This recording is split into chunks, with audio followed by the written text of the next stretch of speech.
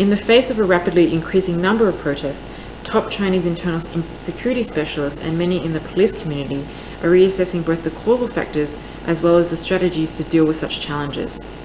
In terms of causal factors, mass protests are an inevitable product of socio-economic development, but are exacerbated when political and legal institutions fail to keep up with change. Rapid socio-economic development causes a rapid expansion in popular economic and political demands. When citizens have not learned how to voice demands through the available political or legal channels, or if these channels are clogged or undeveloped, frustration inevitably fills to the streets. Socio-economic change may generate these underlying demands and clashes of social interest, but it is government failure that causes these contradictions to turn antagonistic and dangerous. Second, in China, most if not all social protests are directed at local governments rather than the central government or the CCP. The motive for local officials' behavior is their revenue imperative, created by political and economic institutions. Institutional incentives make it necessary for local officials to maximize revenue collection through the cadre evaluation system, which comes at the expense of its citizens. In order to finance targeted development projects, local officials do not stop short of illicit taxation. Third, secessionist groups or extremists, whose claims of both autonomy and sovereignty threaten to disintegrate Chinese territorial integrity. Again, this fear is rooted in the organization or support of any religious or ethnic movements or political active civil society could potentially delegitimize the CCP's rule. Much of the strategies are explained in the Tanner reading for this week, so I won't go into much detail. China's internal security strategy is part of a broader political strategy by the CCP whose goals are threefold: to revive the popular legitimacy of the CCP's legitimacy through effective management of the economy, social order and foreign policy, to respond to discontent over China's political, economic and social problems, to isolate and repress any serious political opposition, especially foreign-backed or ethno-religious opposition. Therefore, the internal security strategy has specific elements: to contain, manage and diffuse protest incidents, to professionalize police techniques, to prevent the emergence of any nationwide regional or ethno-religious organized opposition or political active civil society group, to keep a firm grip on key point security areas, to pressure local party officials, and to encourage angry citizens to blame local officials.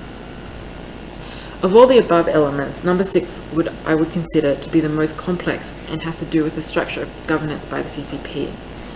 The political system in China consists of many vertical lines, tiao, and horizontal pieces, kuai. Meshing and integrating the vertical command lines and the horizontal blocks is quite difficult, yet the system was crafted to create the necessary checks and balances desired by the top leadership, as well as to divert accountability away from the political leadership and onto local and provincial officials. This is what Kenneth Lieberthal calls a fragmented authoritarianism. This difficult system, when added to the gigantic size of China and haphazard economic development, has created space for autonomy, loopholes for bargaining, and hopes of a democratization. Local governments often pursue their own initiatives in defiance of the central directive. Consequently, tensions are often created between the center and the localities. The overarching mission, however, of all these organizations is to defend the CCP's rules. Standing on the first line of defense for internal security is the Ministry of Public Security. The second line of defense, and sitting alongside the Ministry of Public Security, is the Ministry of State Security, which is charged with both espionage and counter-espionage functions, and it is a single entity combining the intelligence duties of the CIA. The third line of defense against civil disorder is the People's Armed Police, which is a paramilitary force deployed around the country and coordinates with both local and state agencies and the region's military commanders. The final line of domestic defense is the regular army, the People's Liberation Army, and the fallback of internal security force is deeply rooted in PLA history. Significantly, the role in internal security of the PLA is shown in its deployment. Its ground forces comprise approximately 70% of its manpower. However, its two main garrisons are located close to the political centers of the country, Beijing and Shenyang, and it is designed in a way to back up other security forces when needed to protect CCP rule. I would like to end the discussion on what you would consider to be China's most pressing internal security challenge and the 4 cases of the 25th anniversary of the Tian'anmen Square, the hukou system, the 2011 siege of Wukan, and the secessionists.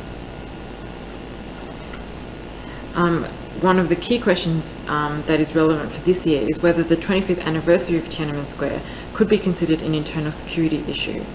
We'll also look at the hukou, the local management of internal security, the 2011 siege of Wukan and how this demonstrates the flaws in China's governance, and secessionists, whether Taiwan, Xinjiang and Tibet can be considered internal security threats or external security challenges.